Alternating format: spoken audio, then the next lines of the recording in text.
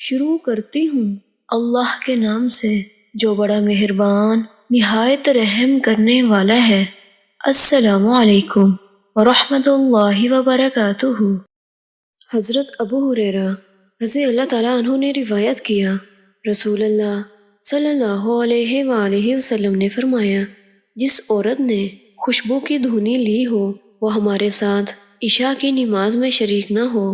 ابن نفیل نے عشاء الآخرہ کے لفظ روایت کیے۔ سیدنا ابو موسیٰ رضی اللہ تعالیٰ عنہ روایت کرتے ہیں، نبی صلی اللہ علیہ وآلہ وسلم نے فرمایا، جب کوئی عورت خوشبو لگا کر کسی قوم پر سے گزرتی ہے تاکہ وہ اس کی خوشبو پا لیں تو وہ ایسی اور ایسی ہے۔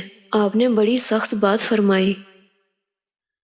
حضرت ابو ہریرہ رضی اللہ تعالیٰ عنہ کو ایک عورت ملی، انہوں نے اس سے عطر کی خوشبو محسوس کی اور اس کی چادر کا پلو غبار بھی اڑاتا آ رہا تھا۔ انہوں نے اس سے کہا، اے جبار کی بندی، بھلا تو مسجد سے آئی ہے؟ اس نے کہا، ہاں۔ انہوں نے کہا، تو کیا اسی کے لیے تو نے خوشبو لگائی تھی؟ کہنے لگی، ہاں۔ انہوں نے کہا، میں نے اپنے محبوب ابو القاسم صلی اللہ علیہ وآلہ وسلم سے سنا ہے، آپ فرماتے تھے، جو عورت اس مسجد کے لیے خوشبو لگا کر آئے اس کی نماز قبول نہیں حتیٰ کہ واپس جائے اور اس اہتمام سے غسل کرے جیسے کہ وہ جنابت سے کرتی ہے۔